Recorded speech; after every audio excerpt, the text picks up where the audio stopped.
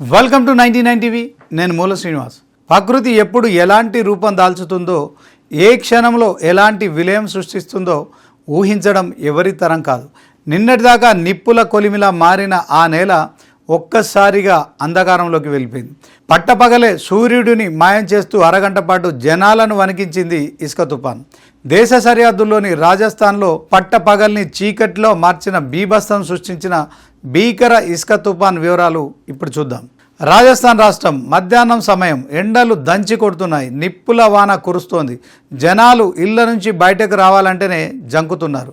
అంతా ప్రశాంతంగానే ఉందనుకుంటున్న తరుణంలో దూరం నుంచి ఒక మహారాక్షసుడు దూసుకొస్తున్నట్లు ఆకాశం రంగు మారింది. ఊహించని వేగంతో ఊపిరాడకుండా చేసే దట్టమైన ధూళి మేఘాలు ఒకసారిగా భూమిని కమ్మేయడం మొదలుపెట్టాయి. చూస్తుండగానే వెలుతురు మాయమైపోయింది.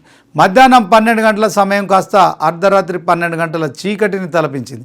ప్రకృతి సృష్టించిన ఈ వింత విలయానికి రాజస్థాన్లోని పలు జిల్లాలు ఒక్కసారిగా స్తంభించిపోయాయి. ఈ భీకర ఇసుక తుఫాన్ దెబ్బకు ముఖ్యంగా చురు, బిక్నీర్, శ్రీ గంగానగర్ జిల్లాలు అల్లాడిపోయాయి. ఒక పక్క ఊపిరి సల్పనివ్వని ఇసుక గాలులు, మరో పక్క కళ్ళు కూడా తెరుచుకోలేని అంధకారం. దాదాపు 30 నిమిషాల పాటు ప్రకృతి ఒక హాలీవుడ్ థ్రిల్లర్ సినిమాను తలపించేలా బీభత్సం సృష్టించింది. 100 కిలోమీటర్ల వేగంతో వీచిన ఈదురుగాలులకు ఎడార్లోని ఇసుక కొట్టుకొచ్చి రోడ్లను, ఇళ్లను కప్పేసింది. రోడ్ల మీదకు వెళ్తున్న వాహనదారులకు అడుగు దూరంలో ఉన్న వస్తువులు కూడా కనిపించకుండా పోయాయి. వాహనాల లైట్లు వేసినా లాభం లేకపోయింది. దారి తెలియక ఏం జరుగుతుందో అర్థం కాక ప్రజలు ప్రాణాలు గుప్పెట్లు పెట్టుకొని భయాందోళనలకు గురయ్యారు. ఈ బీభత్సం అంతటితో ఆగలేదు. ఇసుక తుఫాన్ సృష్టించిన గందరగోళం ముగిసిందో లేదో ఆ వెంటనే ఆకాశానికి చిల్లు పడినట్లు దట్టమైన మేఘాలు కమ్ముకొని భారీ వర్షం కురిసింది.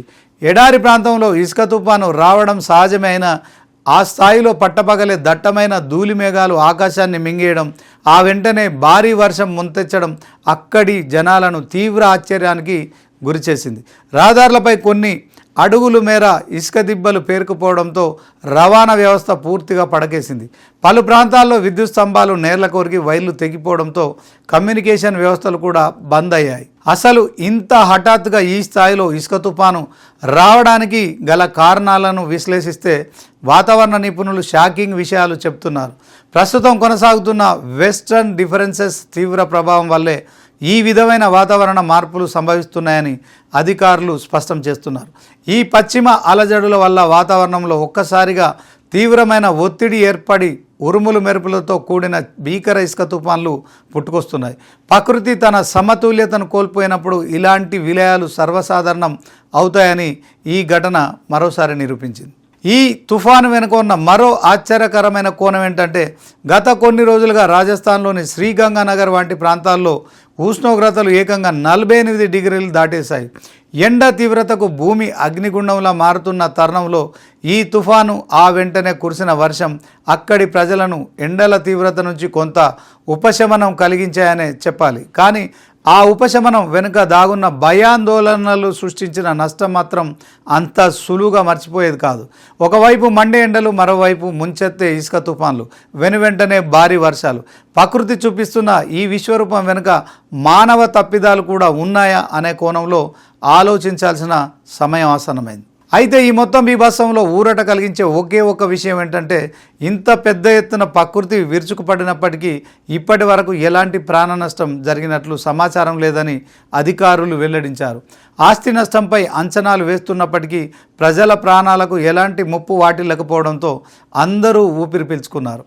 తుఫాను తగ్గుముఖం పట్టిన వెంటనే రంగంలోకి దిగిన విపత్తు నిర్వహణ బృందాలు రహదారులపై పేరుకుపోయిన ఇసుకను తొలగించి రవాణా, విద్యుత్తు సరఫరా వ్యవస్థలను పునరుద్ధరించే పనుల్లో నిమగ్నమయ్యాయి.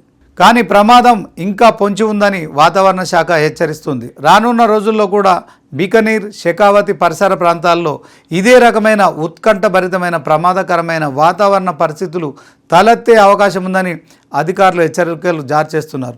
ప్రజలు అనవసరంగా ఇళ్ల నుంచి బయటికి రావద్దని, వాతావరణ సూచనలను గమనిస్తూ అప్రమత్తంగా ఉండాలని సూచించారు. గ్లోబల్ వార్మింగ్ కారణంగా మారుతున్న వాతావరణం ఎడారి ప్రాంతాలను ఎలా కమ్మేస్తుందో చెప్పడానికి ఈ రాజస్థాన్ ఇసుక తుఫానే ఒక సజీవ సాక్ష్యం. మరి ఈ గ్లోబల్ క్లైమేట్ చేంజ్ను అడ్డుకోవడానికి మానవాళి ఎలాంటి అడుగులు వేయబోతుందనేది ఇప్పుడు మన ముందున్న అతి పెద్ద ప్రశ్న.